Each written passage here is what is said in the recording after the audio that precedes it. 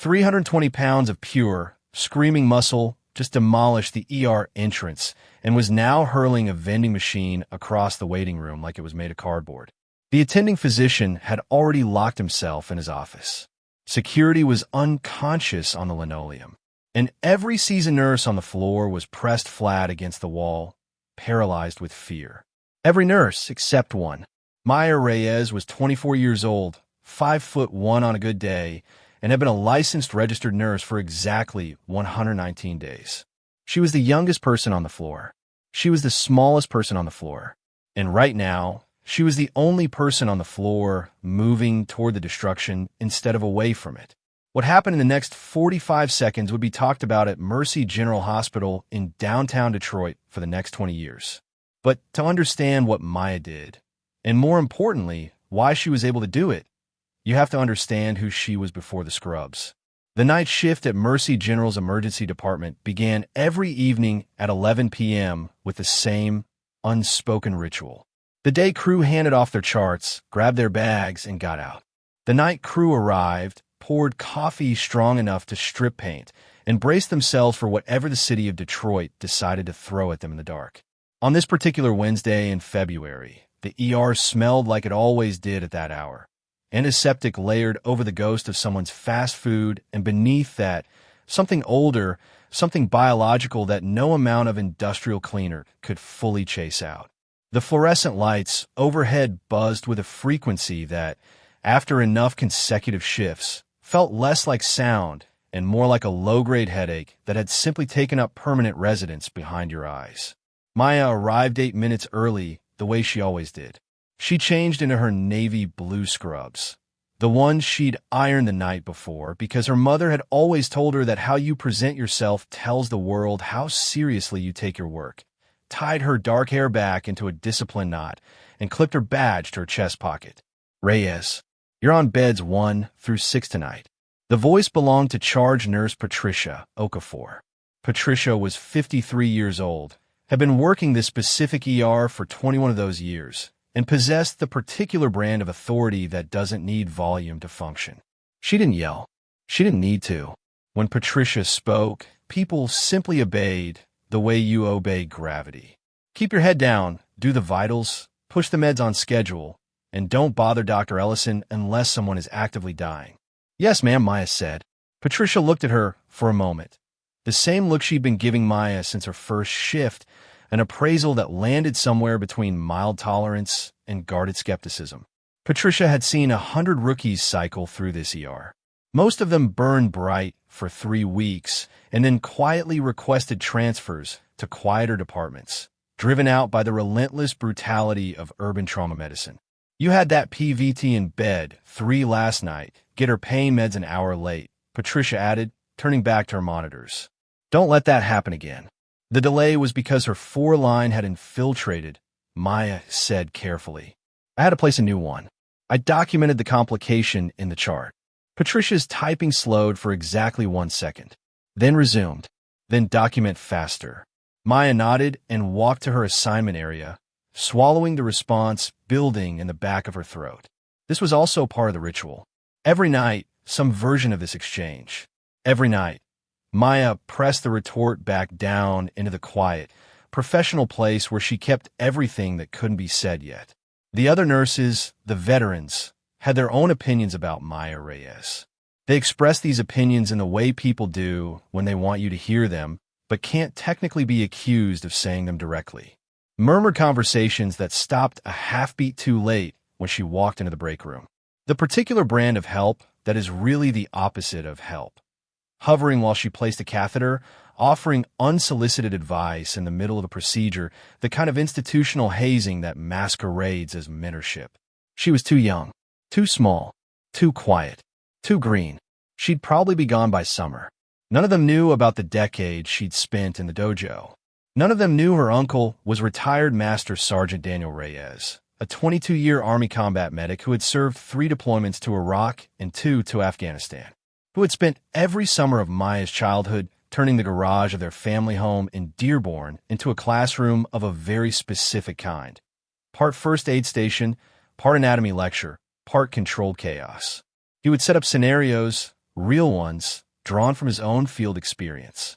A man with a sucking chest wound. A patient going into anaphylactic shock.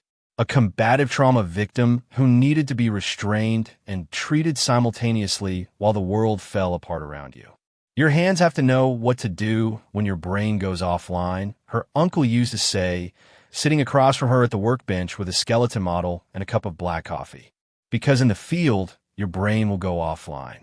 That's not a flaw. That's biology. The job is to train your hands so thoroughly that they don't need permission.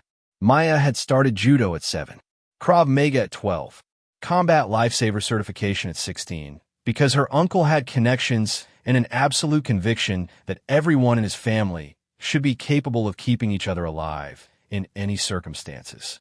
She'd gone into nursing not despite all of that, but because of it, because she had discovered at 17 when she'd stumbled across a particularly bad car accident on a highway and found herself calmly directing bystanders and maintaining an unconscious woman's airway until the paramedics arrived. That what she wanted more than anything else in the world was to be the person who showed up prepared. The veterans at Mercy General saw a small, quiet rookie in iron scrubs. They didn't see the machinery underneath. It was 1:47 a.m. when the police scanner at the security desk crackled. Marcus Webb, the security guard on duty, was a broad-shouldered man in his late 40s who had been pulling this shift for 11 years.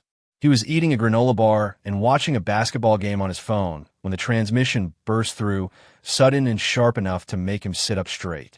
All units, be advised. We have a code 4 at the Meridian Steelworks construction site on Garrison Avenue. Suspect is a black male, approximately 6'11", 290 to 320 pounds, exhibiting extreme agitated behavior. He has sustained significant physical trauma. Suspect has been tasered twice without effect. He is on foot, heading northbound on Garrison. Approach with extreme caution. Repeat, taser deployment was entirely ineffective. Marcus set down his granola bar. Garrison Avenue. He pulled up the mental map of the neighborhood he'd spent over a decade learning. Garrison ran north-south, 2 blocks west of the hospital. Northbound on Garrison, heading away from steelworks. If the suspect stayed on Garrison, he'd hit the intersection of Garrison and Beaumont in about 3 blocks. At Beaumont, you could go east, straight toward Mercy General, or continue north into the residential grid. Marcus keyed his internal radio. Dr. Ellison, security desk. We may want to consider a precautionary. Marcus. Dr. Leonard Ellison's voice came back immediately, clipped and impatient. He was the senior attending tonight. 51, tall, silver-haired, with the polished confidence of a man who had been the smartest person in every room he'd ever entered and had stopped questioning that fact around age 35. He was also, at this precise moment, deeply engrossed in a complex chart he'd been meaning to review for 3 hours. Unless someone is actively in danger on this floor, I do not need to be updated on police activity 2 blocks away. We are a hospital, not a neighborhood watch. Are we clear? Yes, sir, Marcus said. He glanced at the scanner again. His stomach didn't agree with Dr. Ellison, but his paycheck did. He turned the volume down and went back to his granola bar. At the nursing station, Maya had heard every word of the exchange. She was charting meds for bed 4, her back half turned, her ears trained by years of her uncle's drills to catch critical information while performing another task entirely, absorbing both the scanner transmission and Ellison's dismissal. She set down her pen. A man that large. That much reported trauma at a construction site. Tasers with 0 effect. Northbound from Garrison toward the brightest, most prominent building in a 4-block radius, which happened to be a hospital. Maya had read enough of her uncle's field psychology text to understand what she was hearing. An individual in severe shock or experiencing acute neurological crisis from trauma or hemorrhage didn't run with purpose or plan. They ran on instinct, pure, primal survival instinct. And survival instinct in the dark pointed toward 2 things, away from pain and toward light. Mercy General blazed at night like a lighthouse. She stood up and walked to the charge desk. Patricia, Maya said. Her voice was level, measured. She'd learned, the hard way, over 4 months, that urgency without data got you dismissed, and dismissed meant no one listened, and no one listening meant the situation got worse. The police scanner just reported a large, acutely agitated trauma victim heading northbound on Garrison, 2 blocks west. I think we should consider locking the ambulance bay access and diverting walk-ins to the Beaumont side entrance until PD gives us an all-clear. Patricia looked up from her monitors with the expression she reserved for when Maya suggested things that were technically reasonable but procedurally inconvenient. Reyes, the Detroit PD deals with agitated individuals 6 nights a week in this neighborhood. We do not lock down the ER every time someone throws a punch on Garrison Avenue. He took 2 tasers and kept moving, Maya said. Patricia's typing paused. That's PCP. Maybe. Or it could be Reyes. The warning note in Patricia's voice was clear. Final. Med-5's morphine drip needs checking. Go. Maya held the charge nurse's gaze for exactly 1 breath. Then she nodded. Yes, ma'am. She walked to bed 5. She checked the morphine drip, and she kept her eyes on the sliding glass doors at the front of the ER, because every instinct she possessed, clinical, tactical, physical, was screaming at her that the next 10 minutes were going to change the shape of this night irrevocably. She was right, but even she didn't anticipate how. At 2:09 a.m., the automatic doors at the Garrison Street entrance of Mercy General's emergency department did not open. They were destroyed. The sound was extraordinary, a deep, concussive boom that preceded the actual event by a fraction of a second. The sound of something massive converting momentum into structural damage. The reinforced tempered glass panels didn't shatter cleanly. They buckled, spiderwebbed, and then exploded inward in a glittering cascade of pebbled fragments as the steel door frame itself was physically ripped from its housing by an impact force that the manufacturer had never anticipated and never designed for. The man who came through those doors was not running. He was stampeding.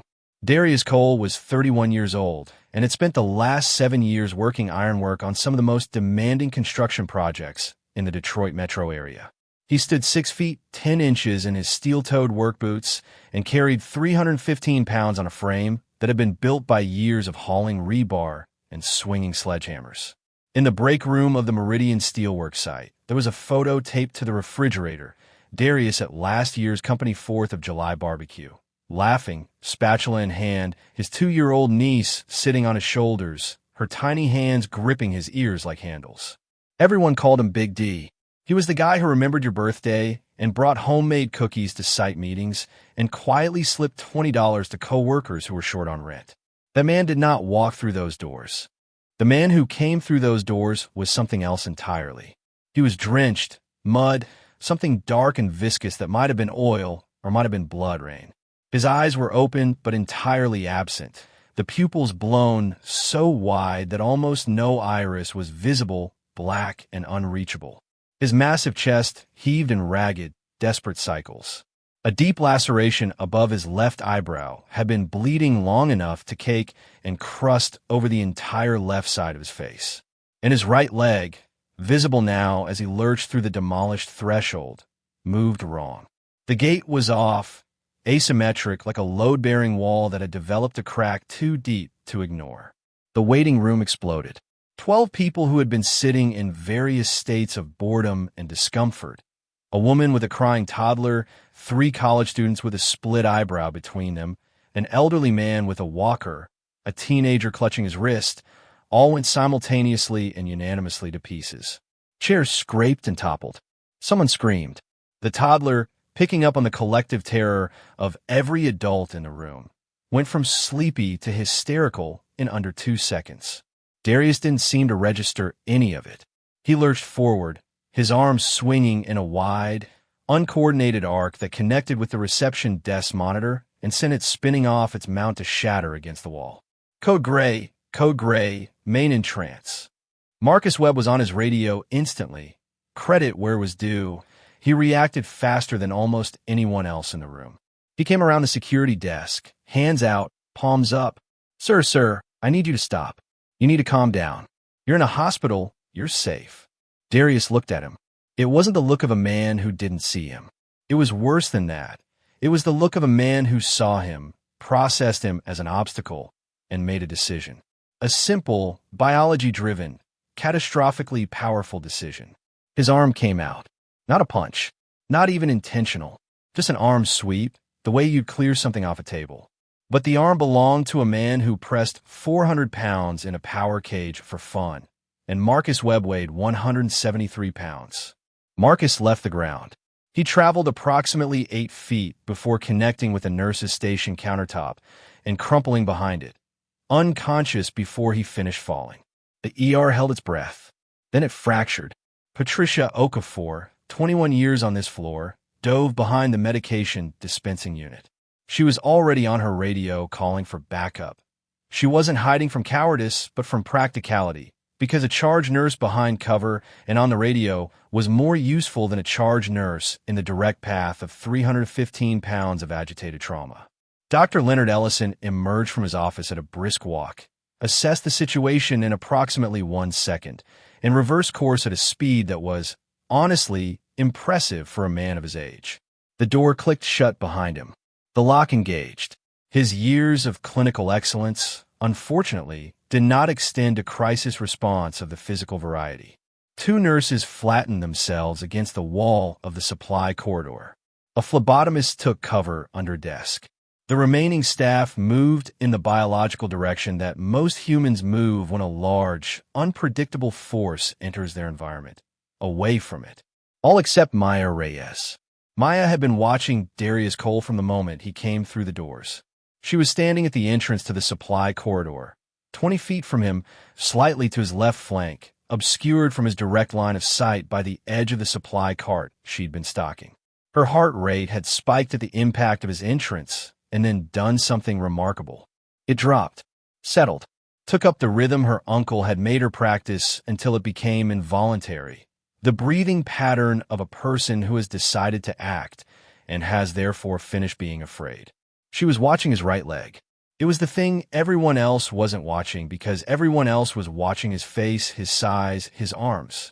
But Maya's eye went to the mechanics. She'd been trained to see mechanics. The leg was dragging.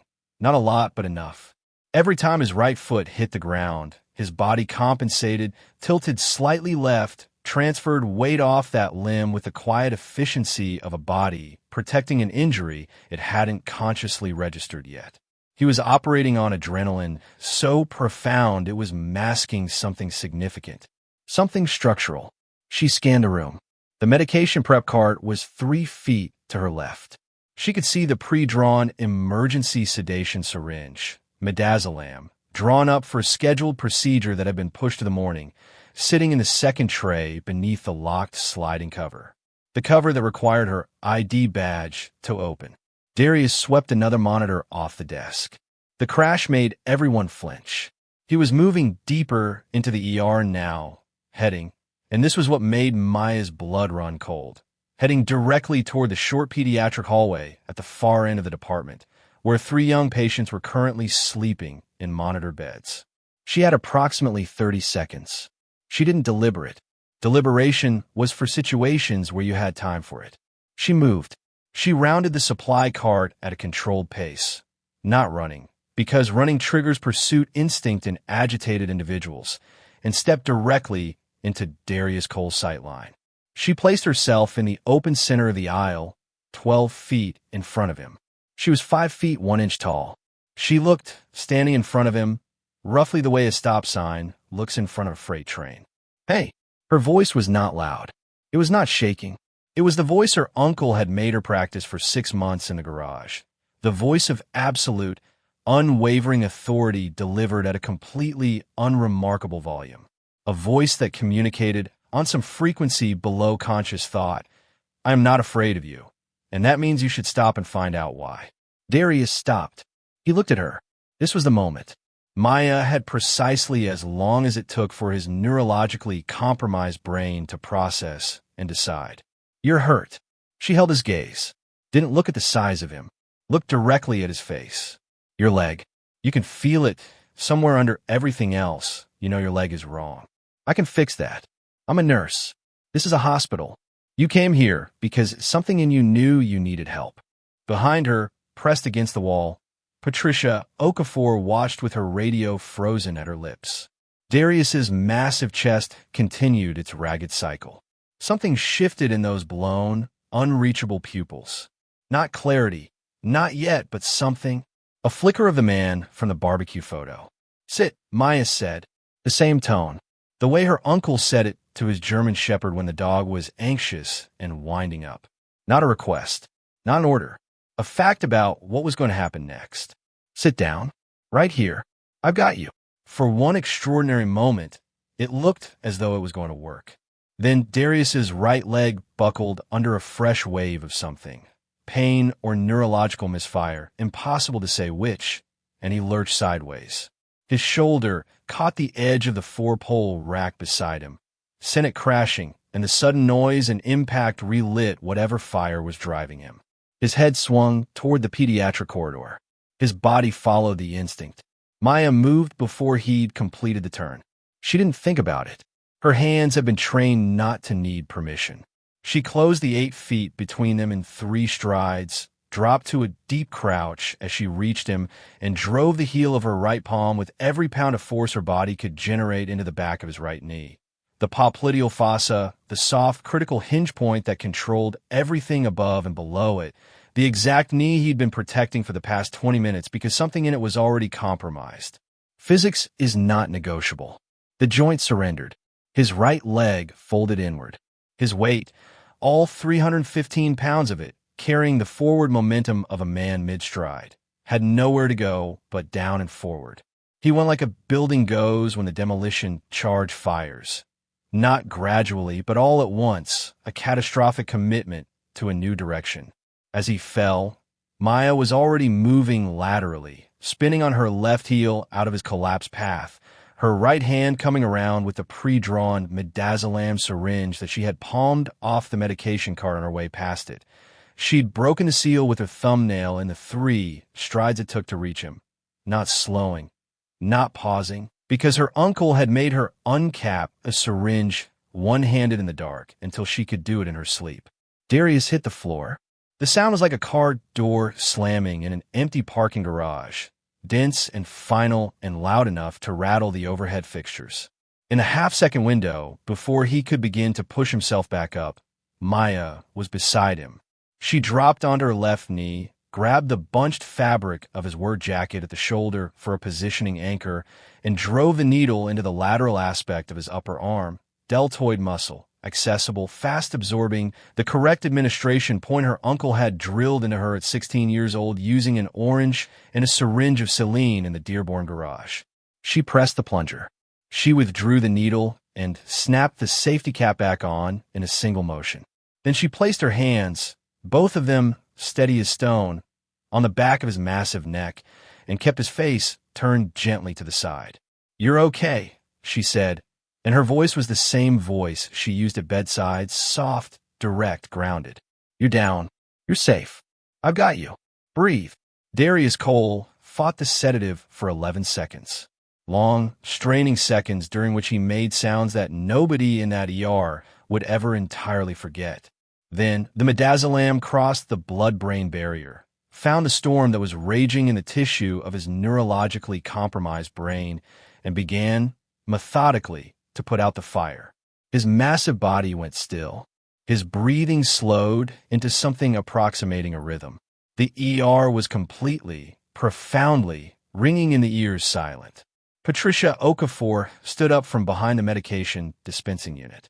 She looked at the demolished entrance, the overturned equipment, the unconscious Marcus Webb behind the nurse's station counter. Then she looked at Maya Reyes, 117 pounds in Navy scrubs, kneeling on the floor beside a man who was 3 times her size, 2 fingers pressed gently to his carotid pulse, eyes on her watch, counting beats per minute. Patricia's mouth opened. No sound came out. "Someone give me a crash cart and a pulse oximeter," Maya said without looking up. "And somebody call an orthopedic consult. His right leg needs imaging." The next 6 minutes were a masterclass in controlled medical chaos. The staff reappeared in pieces. First, the 2 nurses from the supply corridor, then the phlebotomist from under the desk, then Patricia moving fast once the situation had a defined shape she could act within. Dr. Ellison emerged from his office looking like a man who had heard history being made through a closed door and was struggling with the acoustics. Darius Cole lay motionless on the linoleum, his breathing steady, his enormous frame finally still. Marcus Webb was conscious behind the nursing station, sitting up with his hand to the back of his head, confused and embarrassed, but miraculously, not seriously injured. Maya had not moved from his side. She was running her hands methodically over Darius's body in the systematic pattern her uncle had called a trauma sweep. Not a medical examination in the formal sense, but a rapid assessment technique designed to identify the most immediately dangerous problems before the equipment told you what the equipment could tell you. You use your hands. You use your eyes. You use what you already knew about the mechanics of injury. She found 3 things of concern. The laceration above his left eye. It had looked impressive in the chaos, but lacerations on the scalp bled spectacularly without necessarily indicating the severity of the underlying trauma. She packed it quickly with sterile gauze from her pocket, applying clean direct pressure. Manageable. His right leg. She'd already flagged this. But now, kneeling beside him with her hands on the limb, the full extent of it was clear. The thigh was wrong. Not the knee, as she'd initially assumed from his gait pattern. Higher. Much higher. The mid-shaft of the femur. She could feel the subtle, sickening wrongness of it through his thick work pants, a density discontinuity in a place where the bone should have run true and solid. A closed fracture, possibly with internal bleeding into the muscle compartment. That much blood loss into the tissue of the thigh could drop his pressure significantly. That was 2 things. The third thing was what she found when she gently opened his jacket. The rash. It was not the rash of a drug reaction. It was not the rash of an allergic response. Maya had read about this pattern exactly once. In a paper her uncle had shown her during one of their garage sessions, an account from an Army field surgeon about a ranger who had taken a fall from a significant height, fractured his femur, and been found 4 hours later in a dissociated, violent fugue state. The surgeon had documented it in detail. Petechiae, non-blanching, tiny, pinpoint hemorrhages beneath the skin, scattered across the chest and neck in exactly the constellation described in that paper. Maya sat back on her heels and felt the specific cold clarity of a diagnosis forming.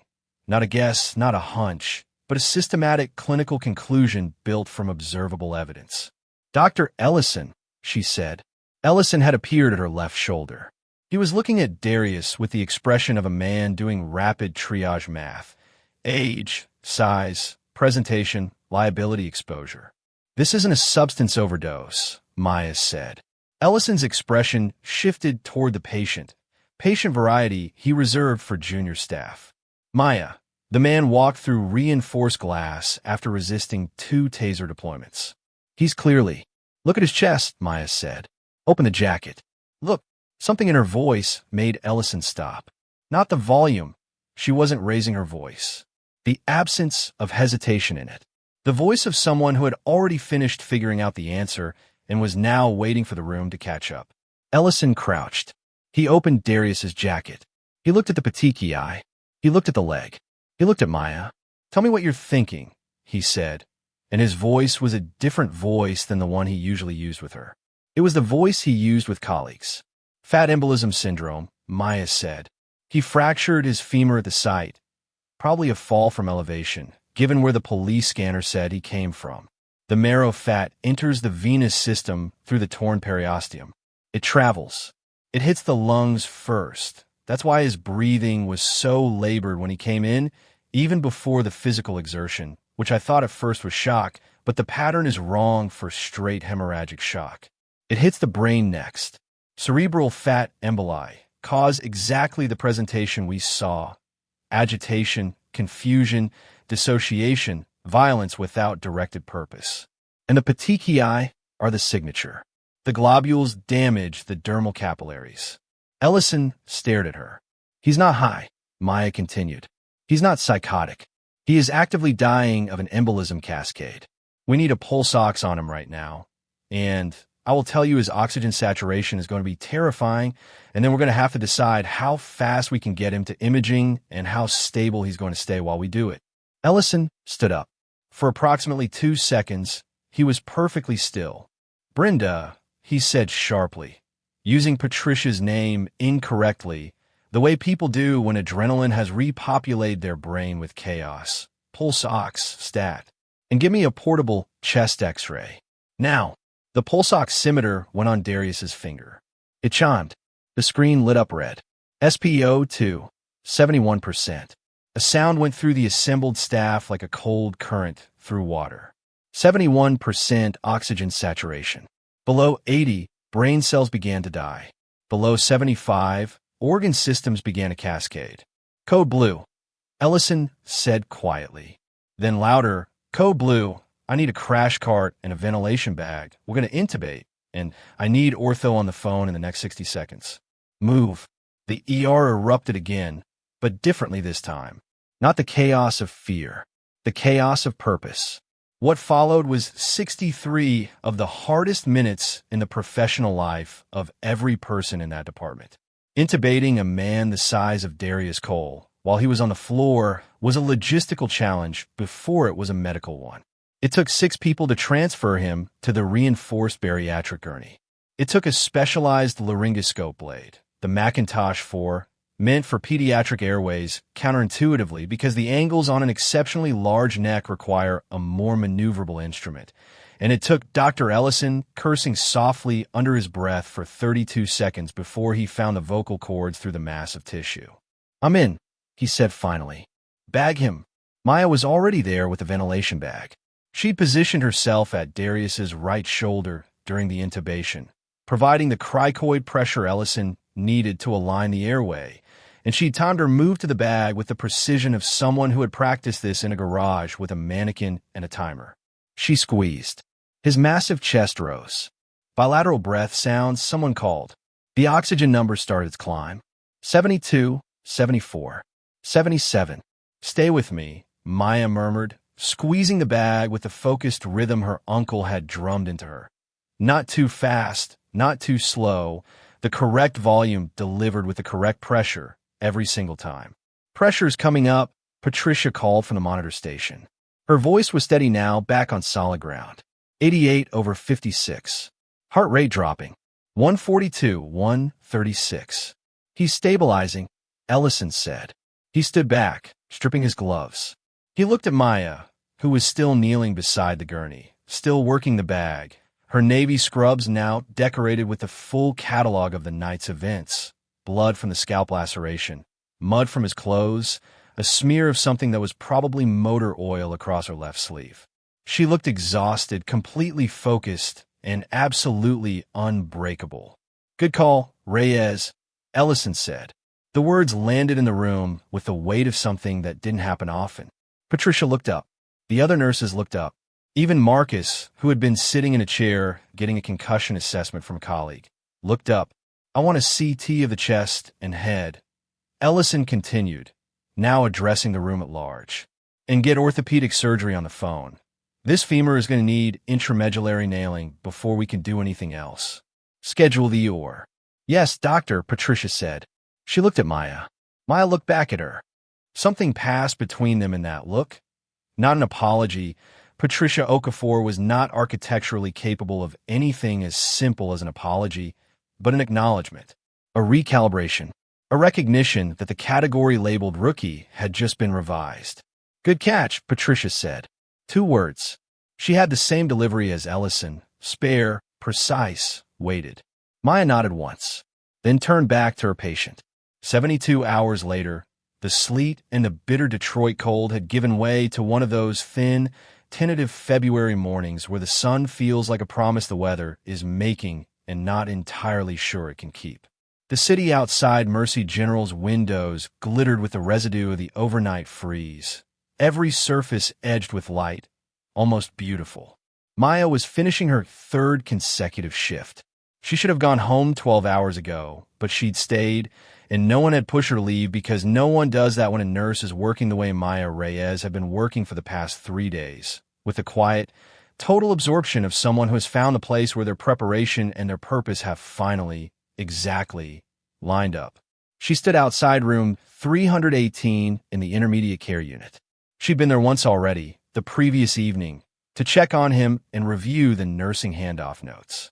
She knew his vitals were stable, his oxygen saturation was 97% on room air, that the orthopedic surgical team had pinned his femur in a 2-hour procedure that morning, and that the neurology consult had confirmed the cerebral fat emboli were resolving without permanent deficit. She hadn't gone in yet. She wasn't sure why she was hesitating. She knocked. "Yeah," said a voice from inside. Deep, careful, the voice of someone still learning the edges of their own body after a significant injury. She pushed the door open. Darius Cole was sitting up in the bed. His right leg was immobilized and elevated, a heavy-duty external fixator visible below the hospital blanket. An oxygen sensor was clipped to his finger, its cable running to the bedside monitor where his numbers blinked steadily green. The laceration above his eye had been properly sutured and dressed. He was enormous, even in the bed. He looked like a very large, very tired, very confused man who had recently survived something he didn't entirely understand. When he saw Maya, he looked at her for a long moment. "Processing. You," he said. "You're small. I get that a lot," Maya said, pulling the visitor chair closer and sitting down with his chart. "How's the pain?" "They got me on something," he said. "It's tolerable." He watched her check his vitals with the systematic focus she brought to everything. "Then, they told me some of what happened." He paused. "I don't remember most of it." "That's normal," Maya said. "The cerebral involvement causes a gap. Your brain wasn't getting enough oxygen. It was trying to protect you the only way it knew how, by putting every available resource into keeping you moving, keeping you alive. The confusion and the agitation, that was your nervous system in emergency override." Darius was quiet for a moment. "They told me I heard a security guard. Marcus Webb has a mild concussion and a bruised ego. He's going to be fine." She paused. "He's already telling people the story. He's not angry." Darius's jaw moved. He looked at the window, at the thin morning light. "I work with a crew of 12 guys at that site," he said. "We're right in the middle of a structural steel pour. One of the elevation cables on the northwest scaffold gave out." He stopped. "I was the one on the platform." "That's the significant fall." "Yeah." He looked at his hands. They were enormous, wrapped in gauze at the knuckles from the night's events. "I remember the fall. I remember hitting the ground. And then there's just nothing. Fire and noise, and I don't know where I was, or what was real." He shook his head slowly. "My crew is saying I walked 2 blocks, and then some. I don't remember any of it." "Your body was trying to get somewhere safe," Maya said. "The nearest lights." He looked at her directly. "You're the one who stopped me." Maya didn't qualify it or deflect it. "Yes." "Ow." The question was genuine, bewildered. "I mean, no disrespect, but I outweigh you by 200 pounds. Maya looked at him. "My uncle used to say," and he said it to me so many times I can still hear it in his voice, in the way he'd set down his coffee and tap on the skeleton model he kept on the workbench. He'd say, "Size is a structure. You find a fulcrum, you exploit the weak point, and gravity does the rest. The bigger the structure, the harder it falls." She paused. "And then I also went to nursing school, and that part is what told me you were dying instead of dangerous." Darius Cole, 315 pounds of ironworker and gentle giant, looked at a woman who was barely half his size and had no frame of reference for most of this conversation. "Thank you," he said, simply, with the sincerity of someone who understands exactly what they're thanking someone for. "You're welcome," Maya said. She made a note in his chart. "You're going to need 6 to 8 weeks of post-surgical recovery for the femur, and we'll want a pulmonology follow-up for the embolism in about 3 weeks, and—" "They've got a picture of you," Darius said. Maya looked up. "The nurses. Out there at the station. Someone printed off the security camera still from the night. It's not a great picture, but you can see the moment." He shook his head. "You're just standing there in the aisle, looking up at me like I'm a door you decided to walk through." A faint, wondering half-smile crossed his face. "You didn't look scared." Maya thought about that. She thought about the garage in Dearborn and the skeleton model on the workbench and the saline oranges. She thought about the car accident at 17 when she'd knelt on an asphalt shoulder and kept a stranger alive with her bare hands and a clarity she hadn't known she possessed until she needed it. She thought about 119 days of being the youngest, smallest, most dismissed person on the floor of a major urban ER, absorbing everything, saying nothing, waiting. I was terrified, Maya said honestly. But being terrified and stopping aren't the same thing. Darius Cole absorbed that with the stillness of a very large man who has recently discovered that the things he thought he knew about the world's categories needed significant revision. No, he said. I guess they're not. Word travels fast in hospitals. By the time Maya Reyes finished her shift that Friday morning, the story had already moved through the building in the way hospital stories do, accelerated, slightly distorted, already acquiring the gravity of legend. The details shifted with each retelling, as they always do, but the spine of it held firm. A rookie nurse, first year, barely out of nursing school, had walked directly toward a 7-foot man who demolished the entrance and sent security flying, dropped him with one move, saved his life in the same night, and then gone back to finish her charting. Patricia Okafor filed a detailed incident report that afternoon. In the assessment section, in her precise, unembellished prose, she wrote a single sentence that she would not have written 4 days earlier. Nurse Reyes demonstrated exceptional clinical acuity, crisis management capability, and physical composure under extreme conditions. She copied it to the chief nursing officer's inbox. She also, though she would never admit to this and no one could prove it, forwarded it to the hospital's employee recognition committee. Dr. Ellison stopped Maya in the hallway the following week. He was carrying a coffee and looked, for perhaps the first time in Maya's experience of him, slightly uncertain, the way brilliant people look when they're in the process of updating a long-held assumption. I've been thinking about the presentation, he said. The leg gait, the petechiae. I read about fat embolism syndrome, obviously, but I've never seen it present with the behavioral component that prominent. He paused. Walk me through what you were seeing in the first 60 seconds. Before the intervention, Maya told him. All of it. The gait asymmetry, the directional logic of the agitation, the rash, the reasoning from her uncle's field medicine papers. Ellison listened without interrupting, which was not his default setting and which he clearly recognized required effort, because he was holding very still in the deliberate way of someone managing an impulse. When she finished, he was quiet for a moment. Would you be interested, he said carefully, in presenting the case at the Departmental Morbidity and Mortality Conference next month? The syndrome is under-recognized in emergency settings. The differential from substance intoxication is frequently missed. Your approach to the clinical reasoning would be valuable for the residents.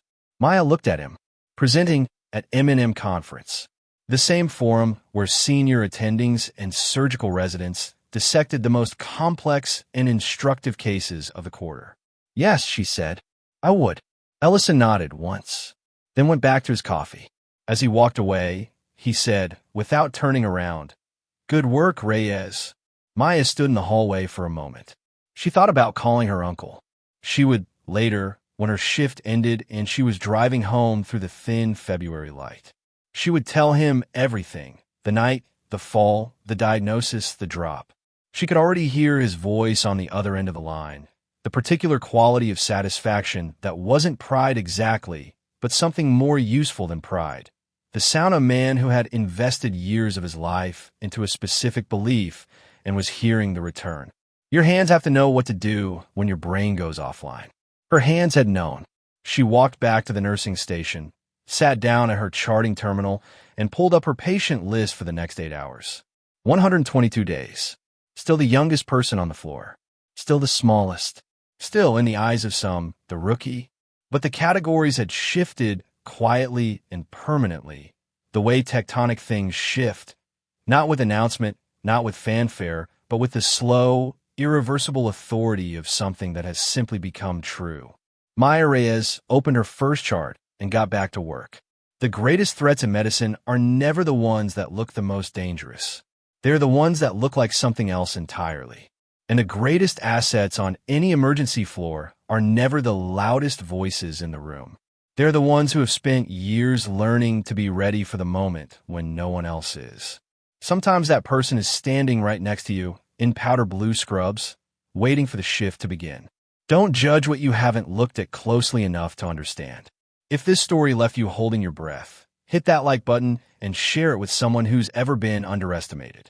Subscribe for more stories of extraordinary people doing extraordinary things in the places where it matters most.